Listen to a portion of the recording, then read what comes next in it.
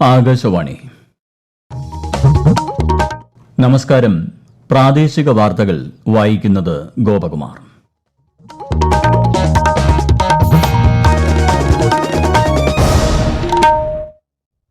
പ്രധാന വാർത്തകൾ.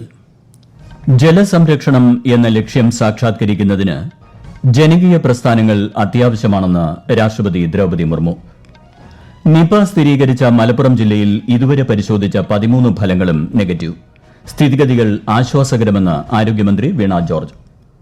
വയനാട്ടിലെ ജനങ്ങളുടെ പ്രധാന വരുമാനമാർഗമായിരുന്ന വിനോദസഞ്ചാര മേഖലയെ പുനരുജ്ജീവിപ്പിക്കാൻ ഒരുമിച്ച് പ്രവർത്തിക്കണമെന്ന് മന്ത്രി മുഹമ്മദ് റിയാസ്. ഡൽഹി മുഖ്യമന്ത്രി അരവിന്ദ് കെജ്രിവാൾ രാജിവച്ചു. മുതിർന്ന നേതാവ് അതിഷി മർലേനയെ പുതിയ മുഖ്യമന്ത്രിയായി തിരഞ്ഞെടുത്ത് Aam Aadmi Party. Asian champions trophy പുരുഷ ഹോക്കി കിരീടം ഇന്ത്യയ്ക്ക്. വാർത്തകൾ വിശദമായി. ജലസംരക്ഷണം എന്ന ലക്ഷ്യം സാക്ഷാത്കരിക്കുന്നതിന് ജനകീയ പ്രസ്ഥാനങ്ങൾ അത്യാവശ്യമാണെന്ന് രാഷ്ട്രപതി ദ്രൌപദി മുർമു. ന്യൂഡൽഹിയിലെ ഭാരത് മണ്ഡപത്തിൽ നടന്ന 8ാമത് ഇന്ത്യ ജലവാരം 2024 പരിപാടി ഉദ്ഘാടനം ചെയ്യുകയായിരുന്നു രാഷ്ട്രപതി.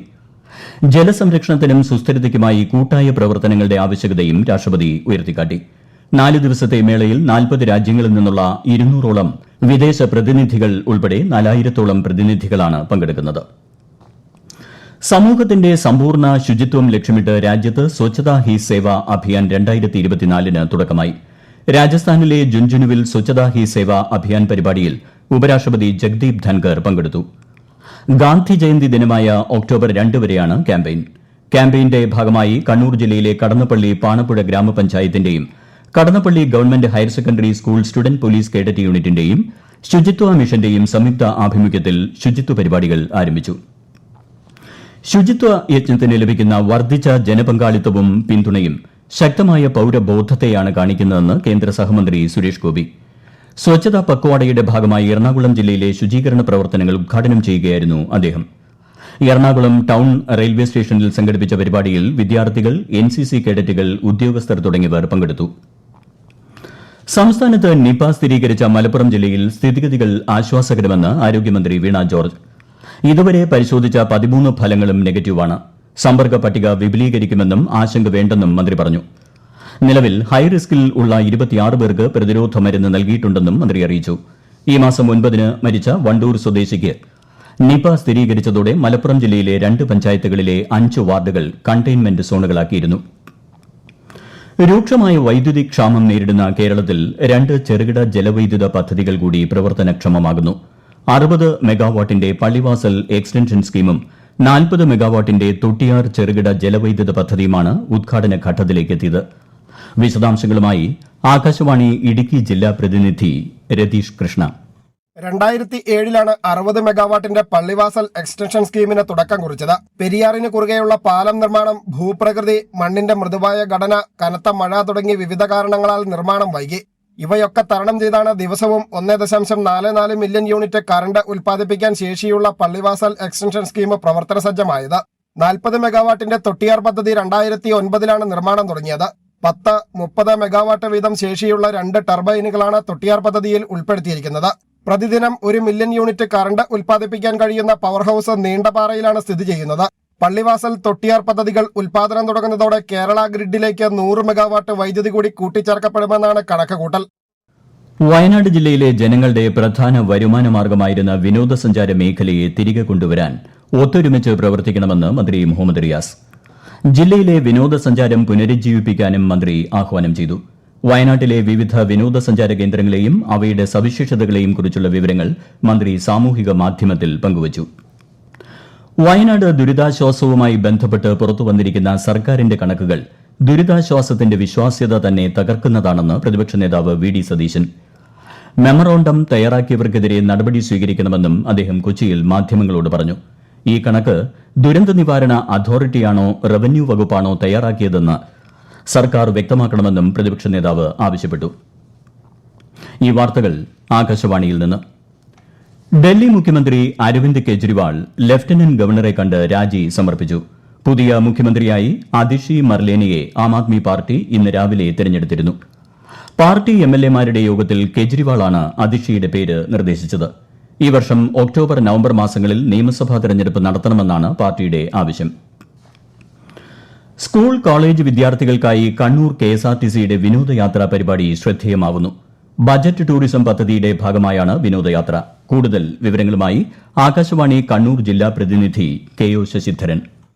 കേരളത്തിലെ വിവിധ വിനോദസഞ്ചാര കേന്ദ്രങ്ങളിലേക്ക് മിതമായ നിരക്കിൽ കണ്ണൂർ KSRTC ടൂർ പാക്കേജ് നടത്തുന്നുണ്ട്. ഇപ്പോൾ സ്കൂൾ കോളേജ് വിദ്യാർത്ഥികൾക്ക് വേണ്ടിയുള്ള ടൂർ പാക്കേജാണ് ആരംഭിച്ചത്. പാട്ടും കഥകളും നൃത്തച്ചുവടുമായി കുട്ടികൾക്ക് കണ്ണൂരിന്റെ പ്രകൃതി സൗന്ദര്യം ആസ്വദിക്കാൻ അവസരമൊരുക്കുകയാണ് KSRTC. 3 നേരം ഭക്ഷണവും എൻട്രി ഫീസും ഉൾപ്പെടെയാണ് പാക്കേജ്. പദ്ധതിയുടെ ഭാഗമായുള്ള ആദ്യ യാത്ര കുഞ്ഞിമംഗലം ഗവൺമെന്റ് ഹയർ സെക്കൻഡറി സ്കൂളിലെ NSS വളണ്ടിയർമാരുടെ പ്രകൃതി പഠന യാത്രയുമായി ബന്ധപ്പെട്ടാണ് നടത്തിയത്. ജില്ലയിലെ പൈതൽമല, ഏഴരക്കുണ്ട് എന്നീ വിനോദസഞ്ചാര കേന്ദ്രങ്ങളാണ് സന്ദർശിച്ചത്. KSRTC north zone chief traffic operation V Manoj Kumar ആദ്യ യാത്ര ഫ്ളാഗ് ഓഫ് ചെയ്തു. ജമ്മു കാശ്മീരിൽ ആദ്യഘട്ട നിയമസഭാ തെരഞ്ഞെടുപ്പ് നാളെ. 23 ലക്ഷത്തിലേറെ വോട്ടർമാർ സമ്മതിദാന അവകാശം വിനിയോഗിക്കും. 2019 ജമ്മു കാശ്മീരിൽ അനുച്ഛേദം 370 റദ്ദാക്കിയ ശേഷമുള്ള ആദ്യ നിയമസഭാ തെരഞ്ഞെടുപ്പാണിത്. ജമ്മു പോലീസ്, CAPF, ജമ്മു സായുധ പോലീസ് തുടങ്ങിയവരെ സുരക്ഷയ്ക്കായി വിന്യസിച്ചിട്ടുണ്ട്. ഏഷ്യൻ ചാമ്പ്യൻസ് ട്രോഫി പുരുഷ ഹോക്കി കിരീടം ഇന്ത്യയ്ക്ക്. ഫൈനലിൽ ചൈനയെ എതിരില്ലാത്ത 1 ഗോളിനാണ് ഇന്ത്യ പരാജയപ്പെടുത്തിയത്.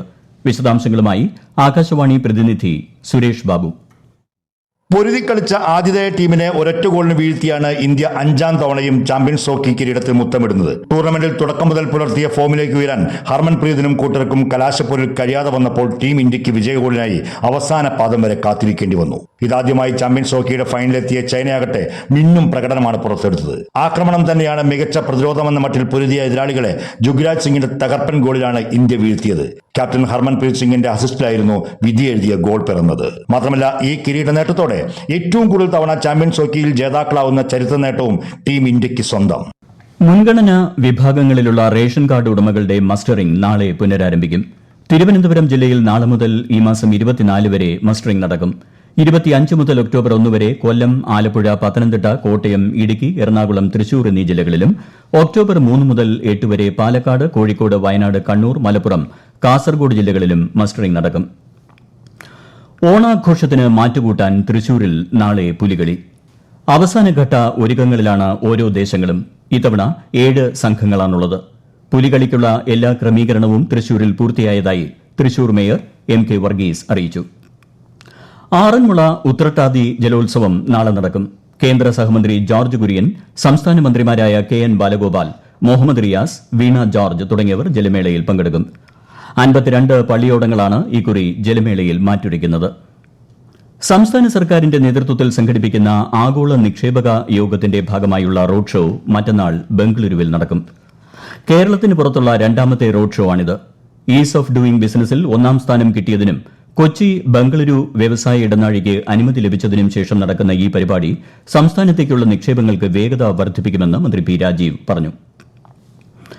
പ്രധാനമന്ത്രി ആവാസ് യോജനയിലൂടെ നിർമ്മിച്ച വീടുകളുടെ ഗൃഹപ്രവേശന കർമ്മത്തിന്റെ കണ്ണൂർ ജില്ലാതല ഉദ്ഘാടനം തദ്ദേശ സ്വയംഭരണ വകുപ്പ് റൂറൽ ഡയറക്ടർ ദിനേശൻ ചെറുവാട്ട് നിർവഹിച്ചു. ഏഴോം ഗ്രാമപഞ്ചായത്തിലെ കോട്ടക്കിയിൽ KV ജാനകിയുടെ വീടിന്റെ ഗൃഹപ്രവേശനമാണ് ഇന്ന് നടന്നത്. 2024-25 വർഷത്തെ ഗുണഭോക്താക്കൾക്കുള്ള 1ാം ഗഡു വിതരണത്തിന്റെ ഉദ്ഘാടനവും നടന്നു. പ്രധാന വാർത്തകൾ വീണ്ടും. ജലസംരക്ഷണം എന്ന ലക്ഷ്യം സാക്ഷാത്കരിക്കുന്നതിന് ജനകീയ പ്രസ്ഥാനങ്ങൾ അത്യാവശ്യമാണെന്ന് രാഷ്ട്രപതി ദ്രൌപദി മുർമു. നിപ സ്ഥിരീകരിച്ച മലപ്പുറം ജില്ലയിൽ ഇതുവരെ പരിശോധിച്ച 13 ഫലങ്ങളും നെഗറ്റീവ്. സ്ഥിതിഗതികൾ ആശ്വാസകരമെന്ന് ആരോഗ്യമന്ത്രി വീണ ജോർജ്. വയനാട്ടിലെ ജനങ്ങളുടെ പ്രധാന വരുമാനമാർഗമായിരുന്ന വിനോദസഞ്ചാര മേഖലയെ പുനരുജ്ജീവിപ്പിക്കാൻ ഒരുമിച്ച് പ്രവർത്തിക്കണമെന്ന് മന്ത്രി മുഹമ്മദ് റിയാസ്. ഡൽഹി മുഖ്യമന്ത്രി അരവിന്ദ് കെജ്രിവാൾ രാജിവെച്ചു. മുതിർന്ന നേതാവ് അതിഷി മർലേനയെ പുതിയ മുഖ്യമന്ത്രിയായി തിരഞ്ഞെടുത്ത് Aam Aadmi Party. Asian champions trophy പുരുഷ ഹോക്കി കിരീടം ഇന്ത്യയ്ക്ക്. പ്രാദേശിക വാർത്തകൾ കഴിഞ്ഞു. അടുത്ത വാർത്താ പ്രക്ഷേപണം രാത്രി 7:25.